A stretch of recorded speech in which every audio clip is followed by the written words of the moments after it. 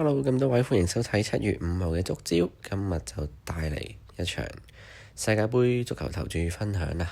今日就係墨西哥對住英格蘭，咁就要咗墨西哥受讓角球嘅下盤。墨西哥對英格蘭就聽朝8點鐘先開波嘅，咁啊起身刷個牙先再算，都還可以㗎。咁呢場繼續係墨西哥嘅高原主場，咁佢哋嘅對賽往績呢就2次，咁啊英格蘭就贏足2次。咁啊2次都係贏2球嘅。咁墨西哥今屆呢就相當威水啦。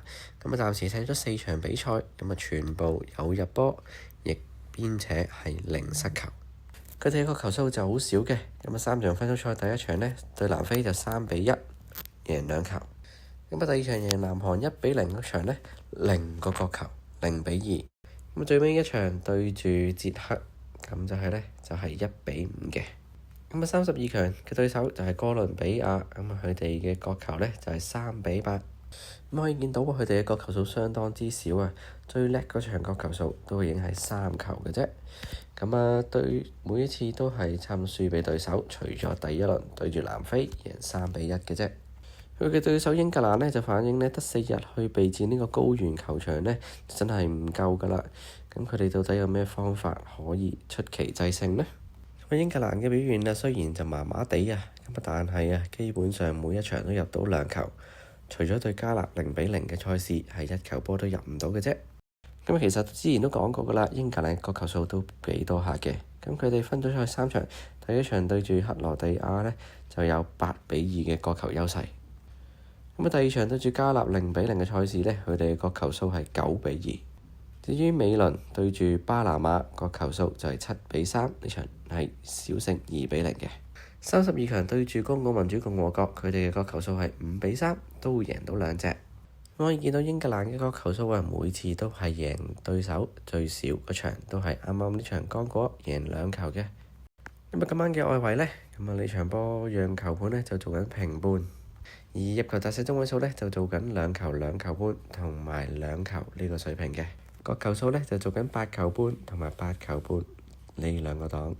咁至於馬會咯，咁啊做緊英格蘭讓平半同埋平手盤。咁入球大小中位數呢，最細嗰檔呢就係1.52球，最大就係3.5球。咁啊今日入球單邊大細呢，馬會英格蘭得2個檔啫，1.5同埋2.5。咁啊根據以往我呢就會覺得今日英格蘭最少入到1球啊。而個球大細中位數呢，馬會更加開得低，7.5球至11.5球。咁全場墨西哥嘅角球大細最細嘅檔就係3.5球。咁呢場另一個馬會嘅讓球特別之處呢，就係半場角球讓球啦。咁得1個檔就係0.5嘅啫。咁所以呢場波其實啲盤係有啲怪怪地嘅。咁全場呢就望落呢個盤口呢，就英格蘭最少有1球入波啦。咁半場嘅角球呢，咁得1個檔。咁係咪要買英格蘭嘅上盤呢？但係我又覺得呢個盤呢，次次叫大家買下盤，即係個半場嘅角球，英格蘭係贏唔到喎。咁但係頭先提過大家啦，墨西哥嘅角球數一向都非常之少，最多個場得3隻。咁如果得3隻，英格蘭都刷唔贏，咁有啲咩情況會導致到咁樣呢？就係可能半場英格蘭入到1球，仲要好早入球，跟住縮埋一嚿，令到墨西哥就主動咗個賽事，令到英格蘭嘅角球數就非常之少啦。咁所以考慮下就係呢個英格蘭呢，雖然講到好難適應高原效應啊，咁但係呢就早早會偷到1球雞。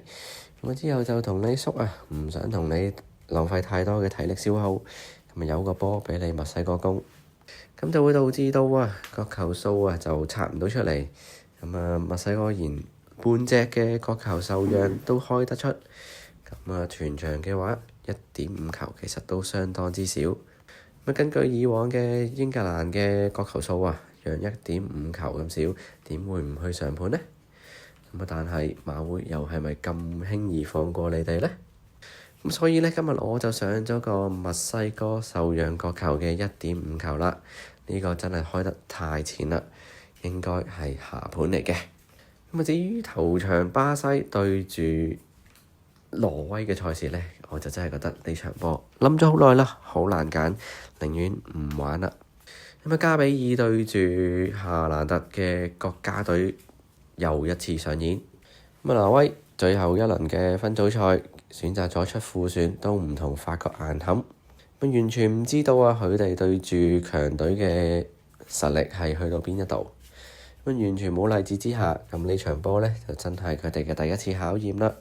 若然真係要硬選啊，我就只可以講上2.53球嘅大波試一試佢啦。因為都講過好多次㗎啦，巴西嘅防守真係唔係好叻嘅啫。對住夏蘭特嘅衝擊應該都會有失球嘅。但係佢哋前面古恩夏或者雲尼素斯呢嘅攻擊力都唔覺會入到下波嘅。既然雙方嘅入球能力都唔係差，可以試試個大波啦。2.53就係一個唔錯嘅選擇啦。但係真係不安因素實在太多，變數太多啦。寧願穩穩陣陣玩下英格蘭嘅角球讓球算啦。今日嘅分析就嚟到呢度啦。如果你第一次睇足招歡迎你訂閱呢個頻道，撳埋個鐘仔，like 埋呢條片 share 埋俾你嘅朋友。更加之歡迎大家訂閱 Facebook 嘅足招因為嗰度嘅通知就會更加快。有時 YouTube 過晒成場比賽都未通知你Facebook 嘅足招有時就會見到有啲派彩快嘅 post 啦，或者賠率嘅變動甚至有啲計劃投注或者突發嘅投注。唔方便拍片就會喺嗰度出 post 㗎啦。